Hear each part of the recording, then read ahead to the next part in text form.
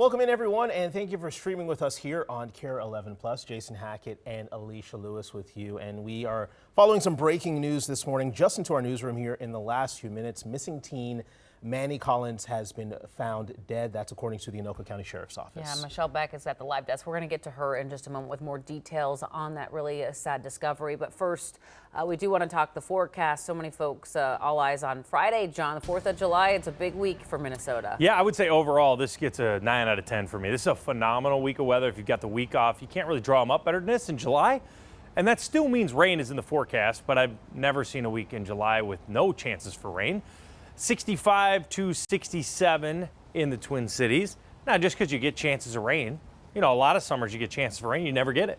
But this summer it's been the opposite. You think about yesterday, a 5 to 10% chance yesterday. There was one cell and it hit the metro in the afternoon. It's remarkable how it happened. Today we've got more of a northwest flow. That gives us a better chance to stay dry. It doesn't mean you're 100% dry, but I don't see any reason for me to call for rain today. You got to go up to Winnipeg. That's going to be the boundary that we're watching to try to come in here. So maybe it gets into International Falls, maybe 10 o'clock up there. But that boundary comes in tomorrow. We got a slight chance for some storms Wednesday. Sunny. Look at that forecast. Northwest winds at 5 to 10 miles per hour. If you're hitting the lake this morning, this is an absolutely classic summer day. Again, dead calm in the morning, besides a very light wind. Afternoon, you get a light breeze, no chance for rain, 85. This actually gives me joy to just know we're going to dry out for one day. Dry out. I still saw, I think it was Brookview Golf Course driving past it yesterday. It's like it's still underwater almost. And we've got a lot of places thinking about Buffalo, you know, all the water there. We really need to dry out. So Bemidji 84, Twin Cities 85, great day. Wednesday, we've got a marginal blanket risk. What is that? Well, whenever we see this huge area with the chance of storms, the marginal risk, this just means there's going to be some pop-ups in here. One or two of them might get what we call a hailer, like it's usually going to be nickel-size hail, pretty small hail, and maybe you have some 40, 50-mile-an-hour winds. Even yesterday's little thunderstorm had a 40-mile-an-hour wind on it, and that's pretty typical. It'll be the same tomorrow as, say, Monday. Same deal. Most of the day's great, though. So today's dry. Let's go to Wednesday. Again, here you go. That's the first one that I can see here, 1 o'clock. 2 p.m. is pretty early. If you have plans before 2 p.m., you are good. It's going to be great. Actually, make the plans. But if you're 2 to 8 p.m. in the peak heating of the day, it's not that you need to change your plans. You just got to be aware of that pop-up thunderstorm. So here's what it goes at 3:30. Now you see a couple of them here. There's not a lot, but there's going to be a few from Brainerd to the St. Cloud area, including the metro. And then Wednesday night, perfect night. Thursday, you do it again. Perfect morning. So when is the chance for rain? Well, you see they're pretty much off. In fact, Friday is dry. So I would call this dry. Now, could it rain Wednesday? Could it rain Thursday? Sure. Still calling it dry, even if it rains for 10 minutes. Friday is a great day. Hit the lake, hit the boat. Best chance for rain comes after 8 o'clock. Now, we know that. So if you're in the Twin Cities, I expect it after 8. In fact, the new model gives it to us after midnight.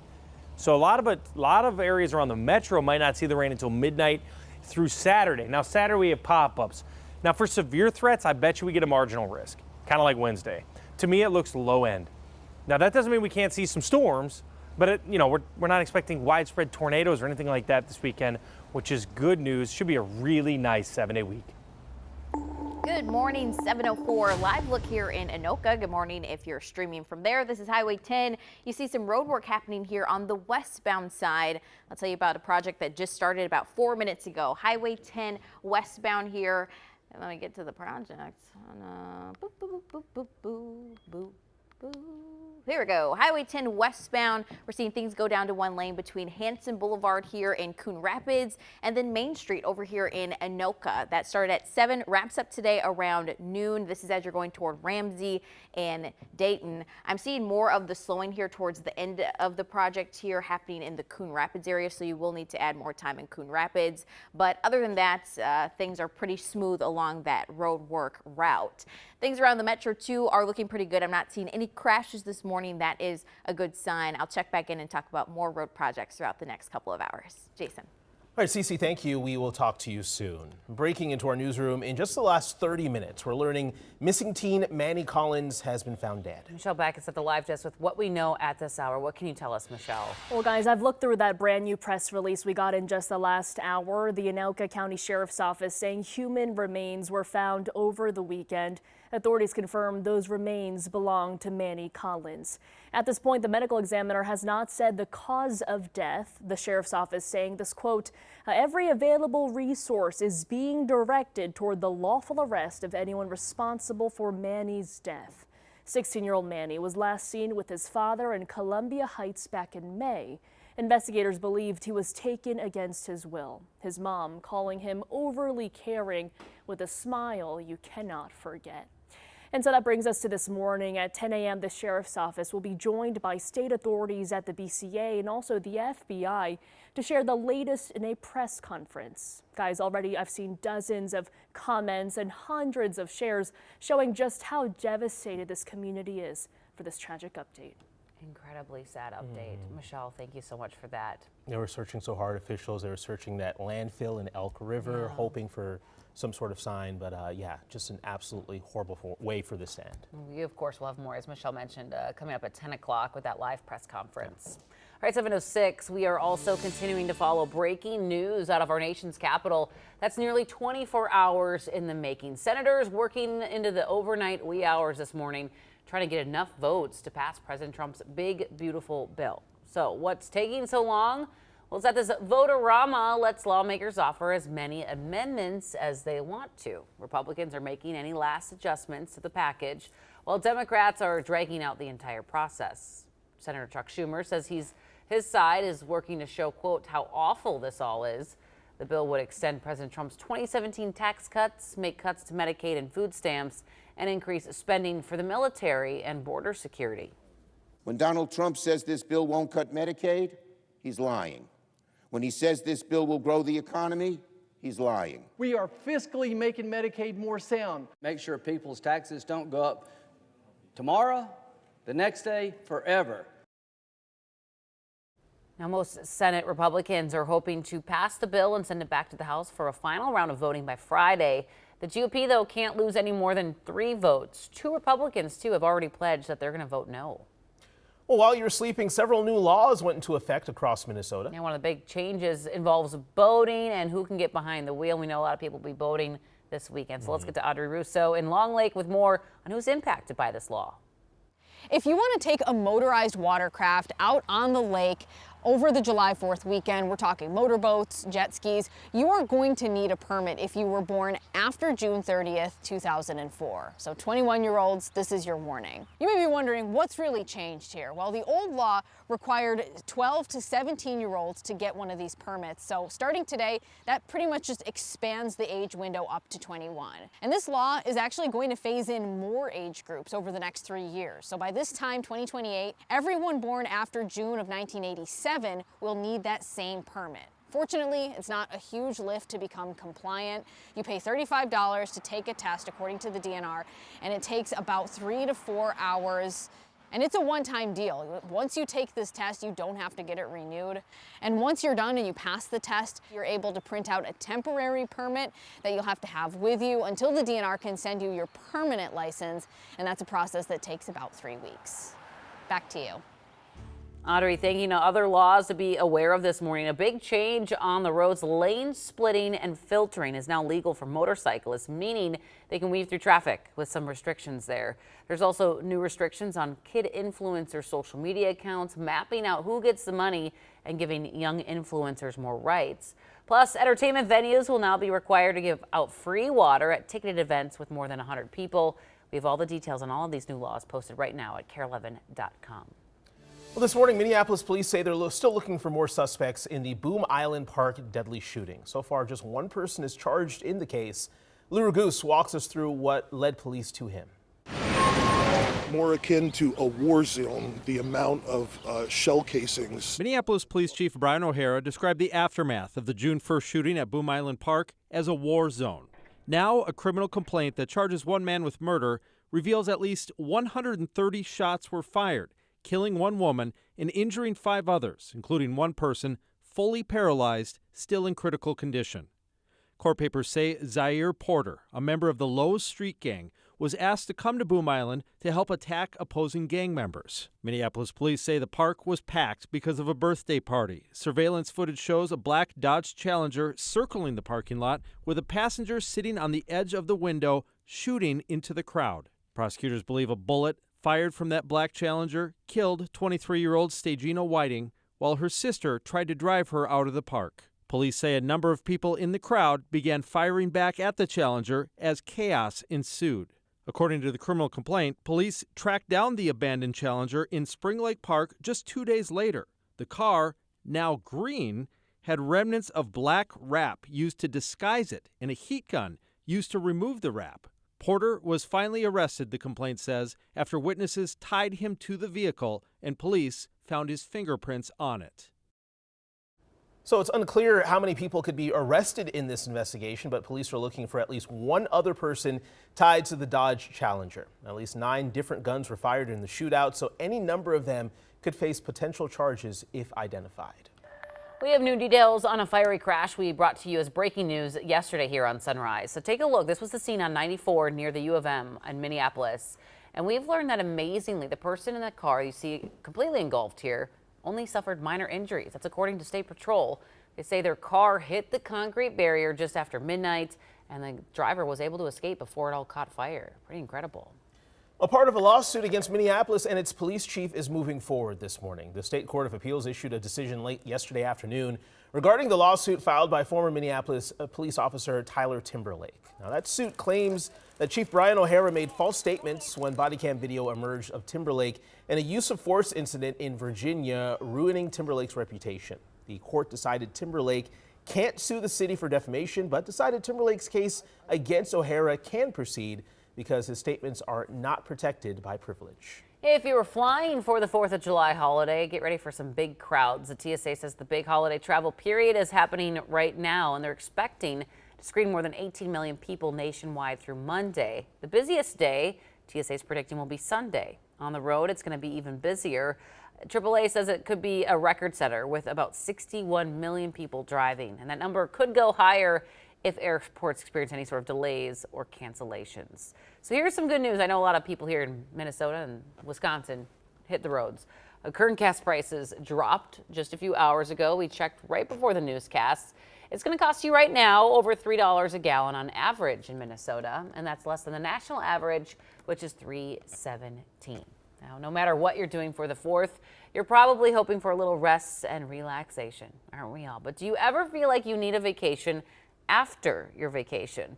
CNN's Michael Yoshida has a closer look at what causes vacation burnout and how to feel a little more rejuvenated.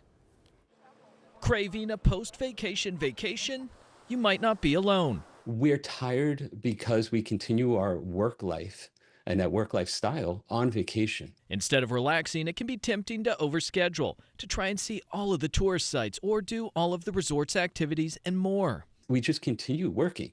It's just a different kind of work. I have to see this cathedral. I have to, walk down this road, eat at this restaurant.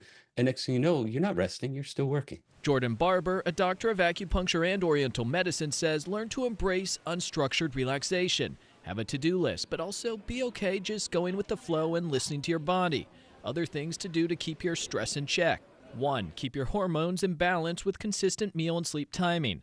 2. Get early morning sun exposure to naturally boost your energy and reset your circadian rhythm.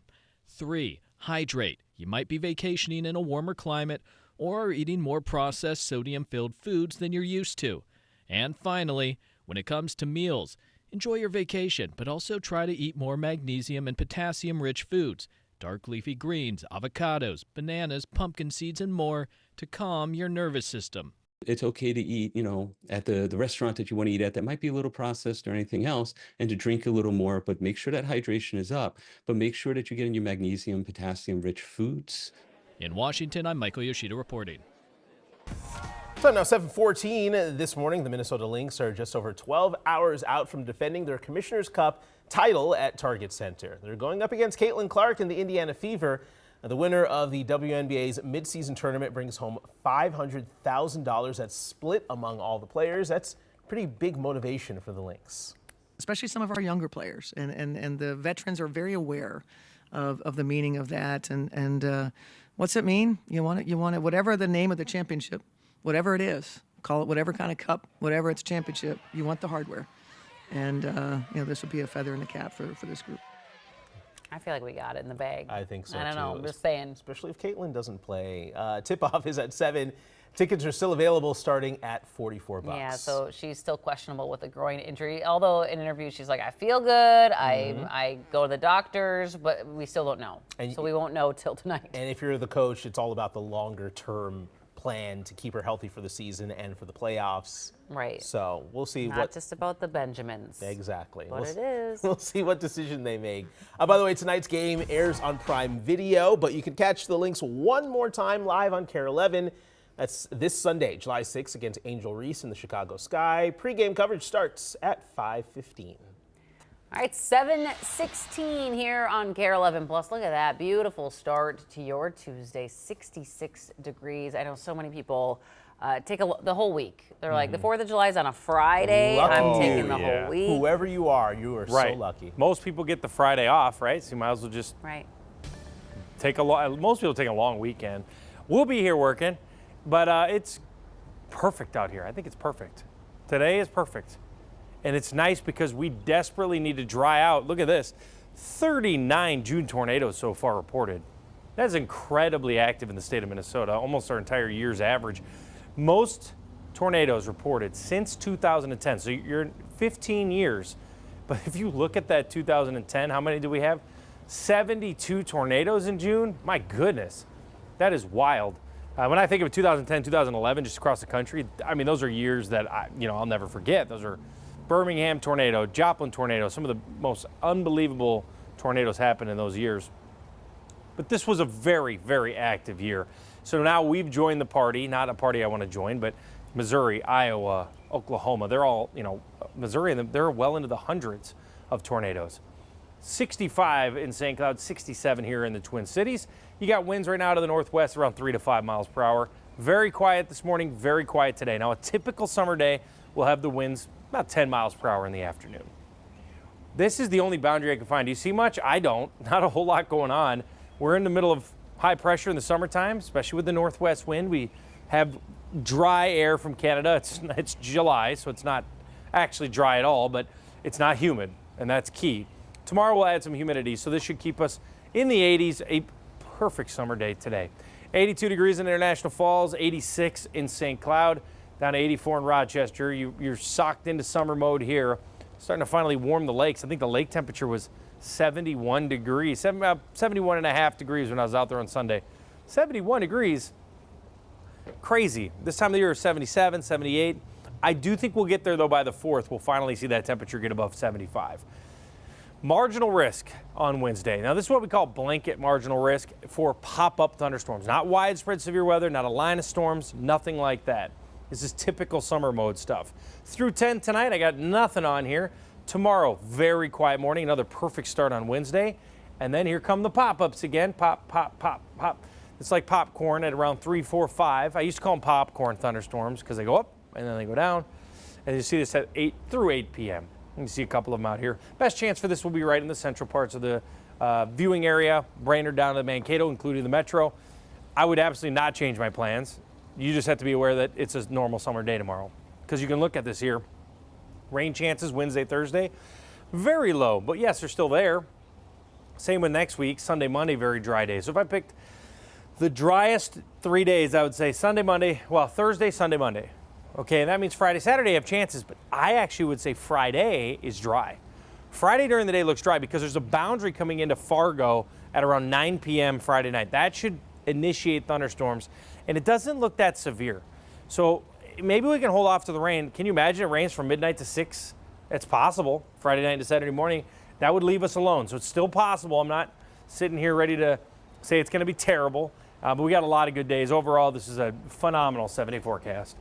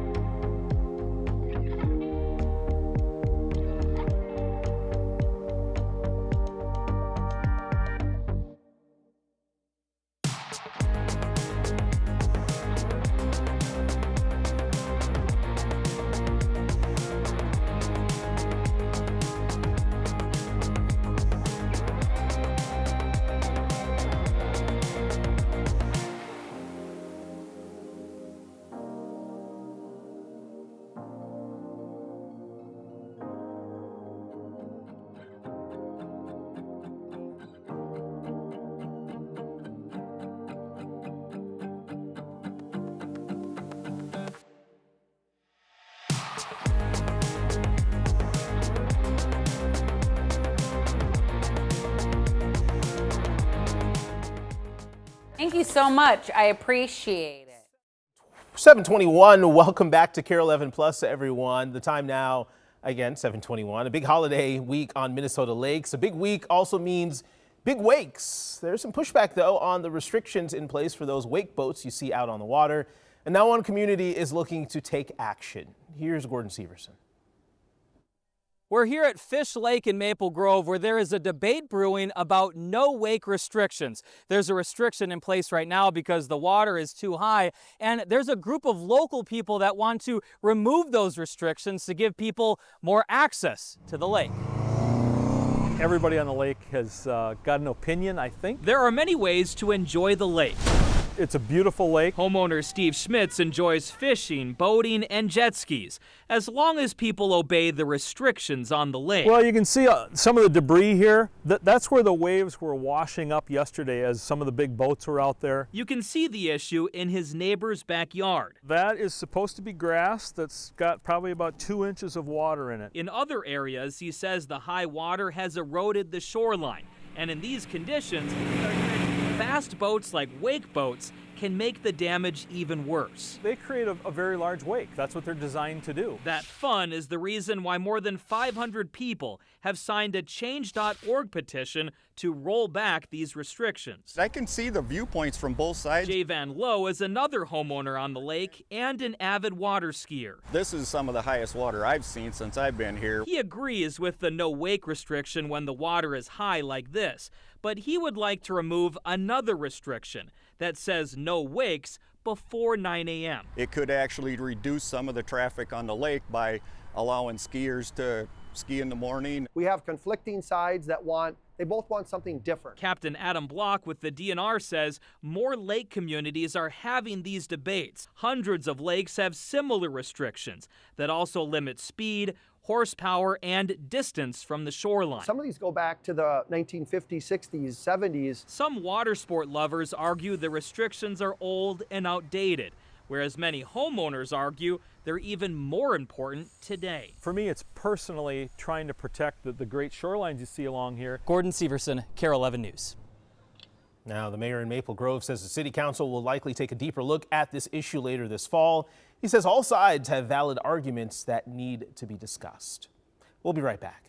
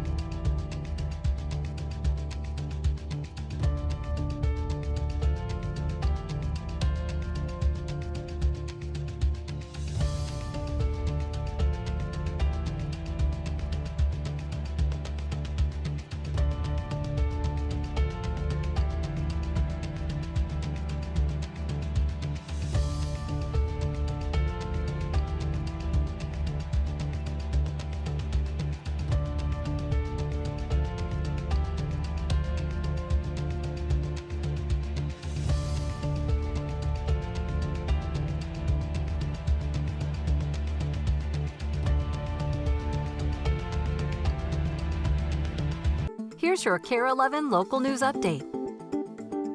Good Tuesday morning, and we are following breaking news. The Anoka County Sheriff's Office confirms missing teen Jordan Manny Collins has been found dead. In a brand new press release, they confirmed human remains found over the weekend were his. It's not clear what caused his death, but the sheriff's office says they are using every available resource to arrest whoever's responsible for this. We are expecting to learn more from a press conference with authorities coming up at 10 a.m. We will be live streaming that right here on KARE 11 Plus.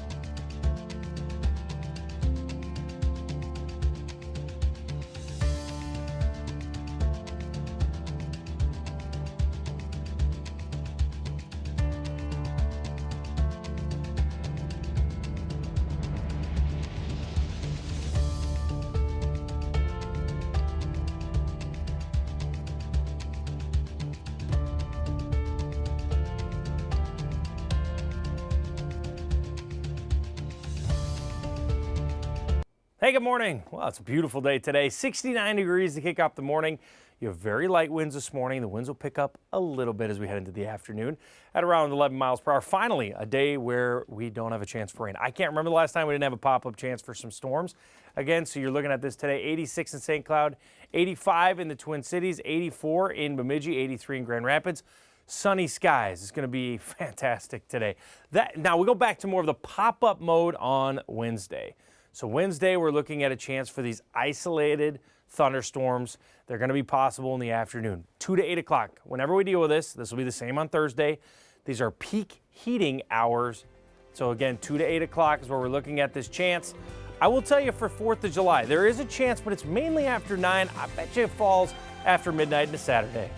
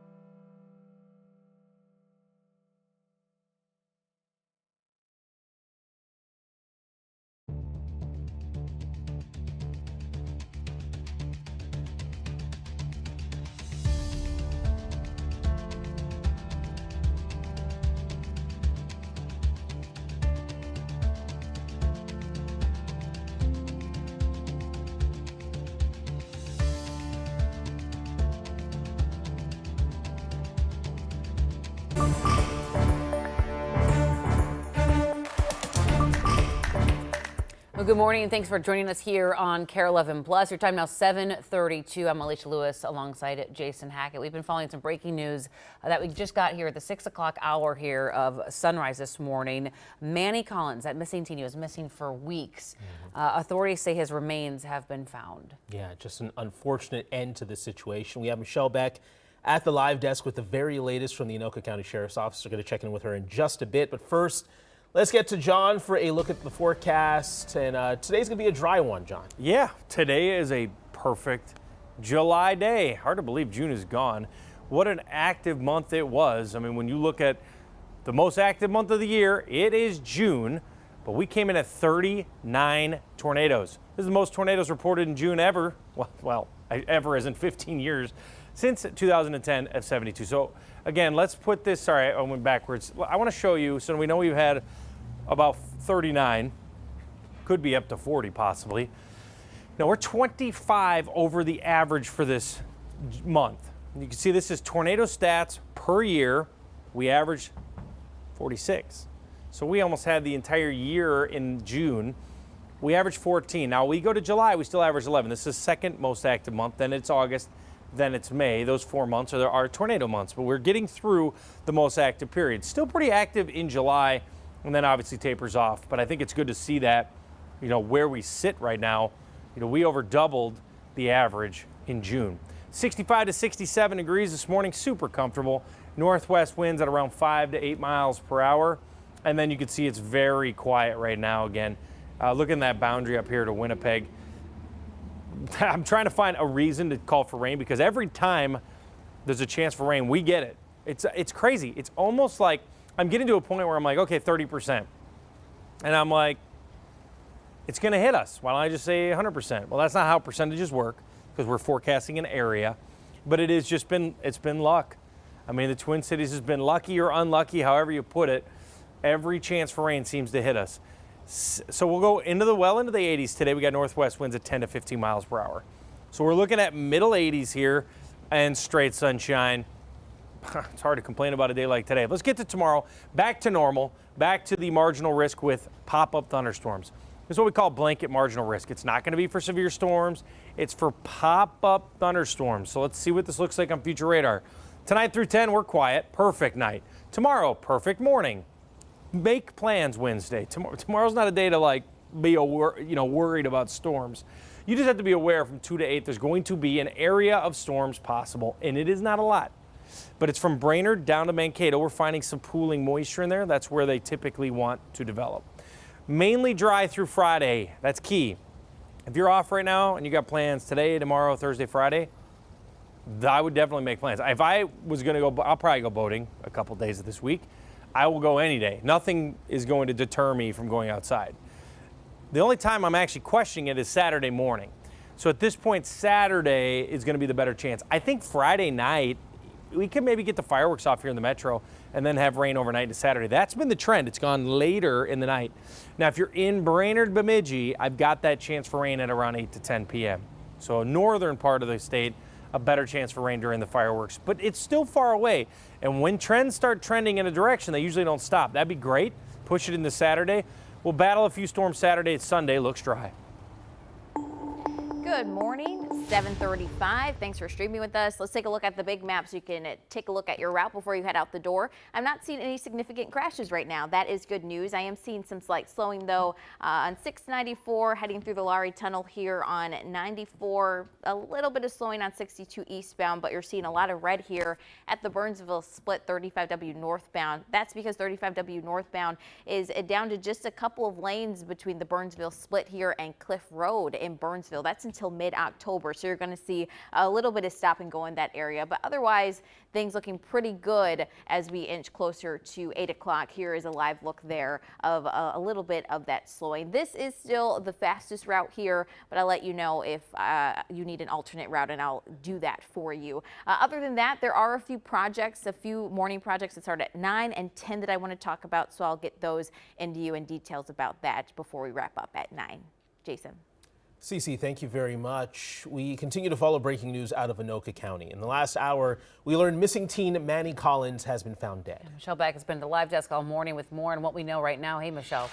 Guys, the Anoka County Sheriff's Office says human remains were found over the weekend. Authorities confirming those remains belong to Manny Collins. The Sheriff's Office sent us that information exactly at 6:10 this morning, and there's certainly a lot we still need to learn about what happened to Manny.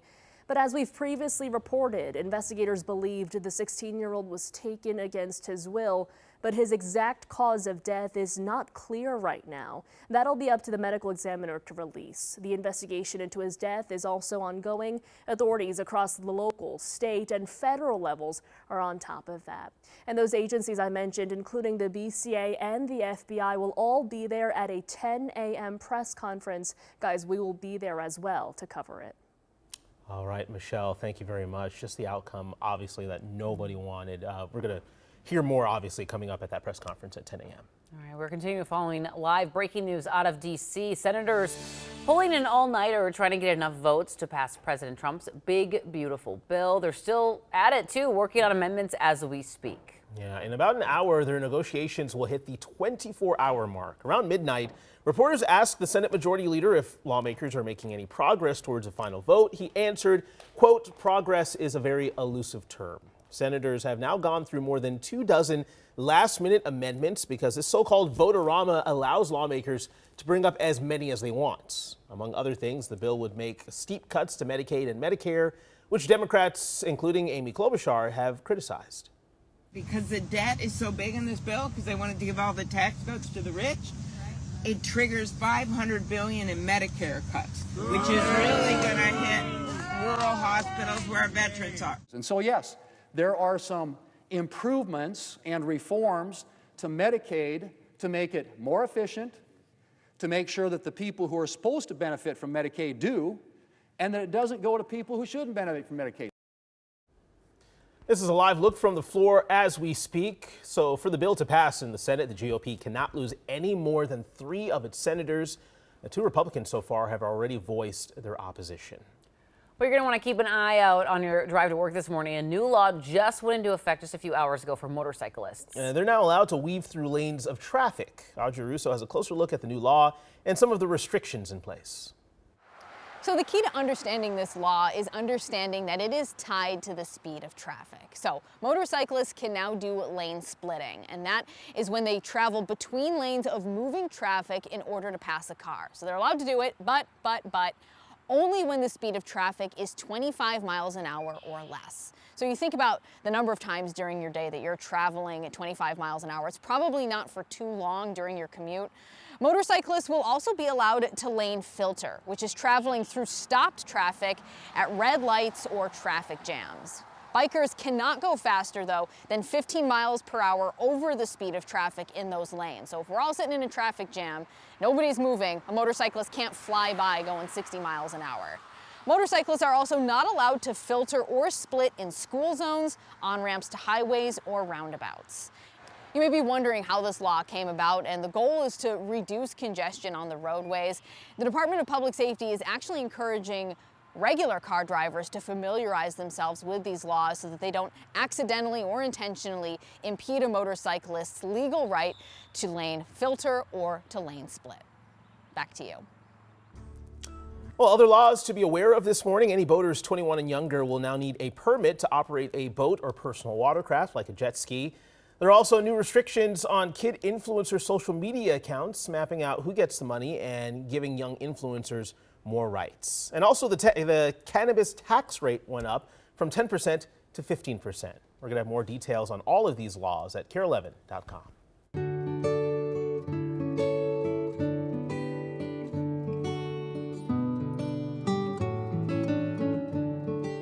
Well, as recent high school graduates ponder their next steps here, there's a young man from New Hope whose next may seem like destiny. As a child, he faced things that would challenge grown-ups. And now as a young adult himself, he's about to march into his next chapter. Our Boyd Hubert shares the story of Axel's Army. Forward, march! If all were fair, children would be spared from the worst of life's battles. He was 3 years old. He was diagnosed with acute lymphoblastic leukemia. On that day, Axel Zervis became a warrior. Farm Company! I don't even remember who gave him the first pack of toy soldiers, but he just played with them all the time. These soldiers accompanied Axel. That was his thing. And parents Justine and Brian. And there's a lot of fear. Through 3 years of chemotherapy. One in his mouth while he's getting chemo. This is your battle and you're going to win it. You know, you're strong like an Army guy. And he kind of just, you know, embraced that. Embraced it further one day as blood was drawn. He was like, let's send a soldier with my blood. In goes the Army guy, in goes the blood. He wanted to send one of his Army guys down with his blood to make sure it got there. Okay, it's tough guy's blood going down to the lab. An escort for his blood. Not much. The nurse made a comment, like, they're all down there. They've been collecting them. Axel's platoon, with a note from the lab letting him know his soldiers were working hard on top of their cell counter. That was really touching. That was really sweet. They could have easily just tossed those in the trash. And this is stuff that we just haven't thought about. Yeah. You see, it's been a while since Axel wore this military jacket till the sleeves were almost up to his elbows. A while since Axel threw out the Twins' opening pitch, more excited to meet this visiting team than Morneau and Maurer. And he was like, Mom, real soldiers! A while since Axel celebrated his last day of chemo with a camo cake before starting 3rd grade with this sign. When I grow up, I want to be. And that year he put soldier. Life went on. Gotta get up and walk the straight and narrow. And now a decade later, look closely at what's around the neck of the new high school grad. This is my name, Zerbis, and then Axel. The temporary tag one gets when he enlists in the Army. Yep, I'm gonna get the good old buzz. The same haircut both Axel's grandfathers wore, but he thought he couldn't. We never thought that he would be able to serve in the military with his medical history. We just thought he would just be automatically disqualified. But not so fast. Axel's childhood oncologist signed the letter that led to the waiver that allowed Axel to become a soldier. It's been quite a journey, and it's kind of surreal. Toy soldiers were at Axel's side as he waged a 3-year war. Hands interlocked. This building may be square, Attention on deck. but inside, a story is coming full circle. Do solemnly swear. Do solemnly swear. That I will support and defend. That I will support and defend. The Constitution of the United States. The Constitution of the United States. It's real now. He's going off into the world and I can't do anything to help him now. So I think that's, as a mom, that's like the hardest part, to not be able to be there if he needs me, which I've always done his whole life. So. Yet Axel's parents know he survived worse. Are we done? Soon enough, he'll be a soldier. Love you, Mom. I love you too. But Axel Zerbis is already battle tested. We're so proud of him. Boy Duper, KARE 11 News, Minneapolis. He is absolutely battle tested. Axel is now at Fort Jackson in South Carolina, where he'll compete in his basic training. By the way, we are all proud of Axel too. His mother Justine has been a KARE 11 News producer through Axel's entire journey. I told him to read because You I did? can't. And there it is. Here No. it comes. Okay, let's get right to John. I'm sorry. I told Justine, I was like, I can't even watch the story, but I had to watch because it's so It's good. a beautiful story. And she's Absolutely been through beautiful. so much. They've been through so much. So, okay, I'm so proud of them too. Okay, let's move on. John, take it away. John, take it away. I got some water over here. I'm You just got gonna- water? I That's got water. I good. got Yeah, tissues. we got the tissues over here too. I don't want to. I'm like. Here you go. Thanks, Boyd. You're welcome. All right, Boyd. Why? Stop it, Boyd. Justine, I tell you what. Heart-wrenching, Turn my- heartbreak. It's too sweet. All right, let's get outside today. It is going to be a really, really quiet, beautiful Tuesday. We got temperatures today in the middle 80s, and you can see up towards Thief River Falls and Moorhead. That's where we're going to have more of the hit or miss activity. This is through 10 o'clock. If I rewind this, look at this. Look at microcast. Nothing. Getting into the Wednesday forecast, beautiful. So today is actually going to be absolutely gorgeous. All right, let's get the temperatures outside right now. We are in the 60s, 67, 67. This has been a cool summer. Temperature-wise, it's actually been, I would say, cooler than average, but you get punished because there's been so much severe weather. How do you break from seriously, how do you break from active weather? Bake 105 degrees every day. Just warm up. You can bring the warm fronts up into Canada. That's how you do it. But I'm not sure I want that either. So it's kind of like in between. Storms is just part of our life. Winds right now out of the northwest at 5 miles per hour. Again, you could see that boundary up in Winnipeg. That's not much, but I'm telling you, boundaries can pop storms. So maybe northwest Minnesota will have something today. Otherwise, it's very quiet. Sunshine, northwest winds at 10 miles per hour in the afternoon. So you'll start things off very quiet, and then getting into the afternoon, we'll see temperatures in the middle 80s. This is a seasonal day today. Finally, some warmth, dry out. I felt so bad for areas in Brookview. I was driving by the golf course. I'm like, oh my gosh, they're still underwater. They need some sunshine bad. A lot of us do. I was actually talking to a lot of folks. They need rain up in the Northland, north of Duluth. It still needs rain. Still slight drought up there. Southern half of the state, no, we don't need rain. As we go to Wednesday, go figure. Where's the threat? Yeah, it's mainly south of Bemidji, south of Grand Rapids. This is not going to be a line of storms on Wednesday. This is what we call a blanket marginal risk. They just issue the marginal risk for the whole area. It's pop-up activity. These are pop-up storms. Some of them can have small hail. Some can have minor winds. 50 miles per hour, still probably some stronger winds, but we call these strong storms, not severe storms. So here's the microcast again through tonight. Tomorrow, perfect. We talked about this. Now, look at the afternoon Wednesday. Is that a lot of rain? No. Would I change my plans? Absolutely not. You should make plans Wednesday. But you got to be aware from 2 to 8 p.m., we will have a few of these pop-up thunderstorms. I always look at days like this. We haven't had a lot. We've had a couple. Yesterday was one of them, where it's like there's a boiling pot of water. Now, you look at Brainerd at 3:30, you're like, oh no, we have rain at 3:30. That's not where that thunderstorm's going to be. We don't know where it's going to be. We just know that, think about a boiling pot. Do you know where the next one's going to boil? No, you don't. So that's how that works. Wednesday, Thursday will do the same thing. These are mainly dry days. Best chance for rain is actually not Friday. It's Friday overnight into Saturday morning. Now, the severe threats on this don't look anything like last weekend. The dynamics aren't there, but we'll still see a few thunderstorms possible on Saturday and then drying out on Sunday. Cece? All right, let's take a look at a project in Minneapolis. 35W southbound is going down to one lane this morning between Stinson Boulevard and then East Hennepin Avenue. So that's going to start at 9 o'clock. It hasn't started yet. Wrap up tomorrow afternoon at 2. This is as you're heading toward University Avenue 94. You see it's already busy right now. I assume it will also be busy closer to the 8:30 time frame. So, if you're heading out the door during that time, you could stay on 35W. You really just have to get through that construction zone.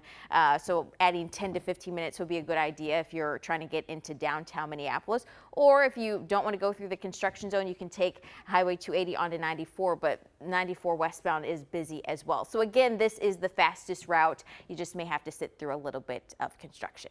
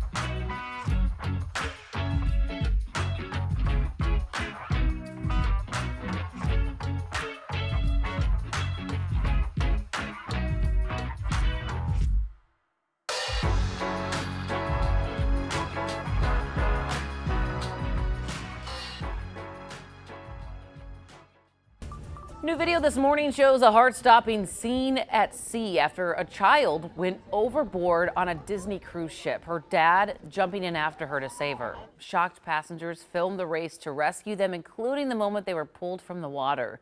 Here's George Solis. This dramatic video shows rescue boats racing towards a man and child desperately treading water in the middle of the ocean. Can you see him? Yeah, look. After passengers say the child fell overboard from the Disney Dream cruise ship and the man jumped in to save her. You could see all the staff running to the port side. They got their life jackets and rings, and everybody was looking in the water. The cruise ship making a U-turn, according to stunned passengers who watched from aboard. It was horrific. Applause and cheers erupting when crew members hoisted the pair to safety and brought them back to the ship.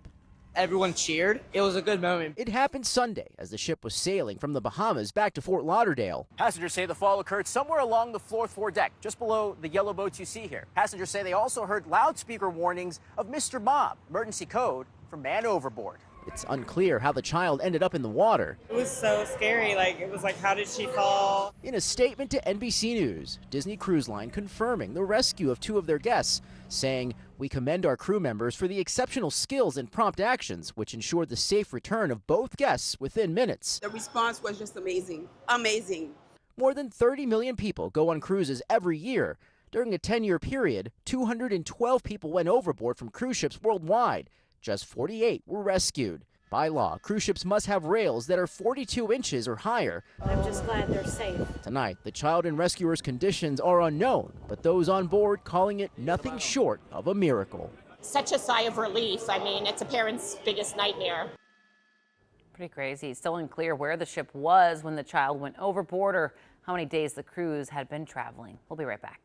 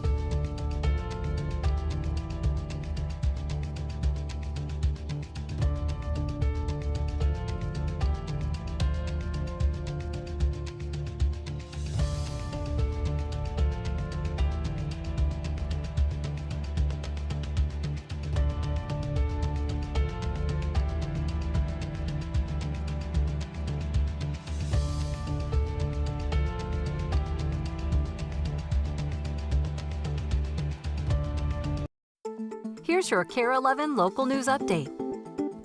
Good Tuesday morning, 7:56 is your time. We're following breaking news this morning. The Anoka County Sheriff's Office confirming missing teen Jordan Manny Collins has been found dead. In a brand new press release, they confirmed human remains that were found over the weekend were his. It's not clear what caused his death, but the Sheriff's Office says they're using every available resource to arrest whoever's responsible. We're expecting to learn more from authorities during a press conference coming up at 10 o'clock this morning. We, of course, will be live streaming that right here on KARE 11 Plus.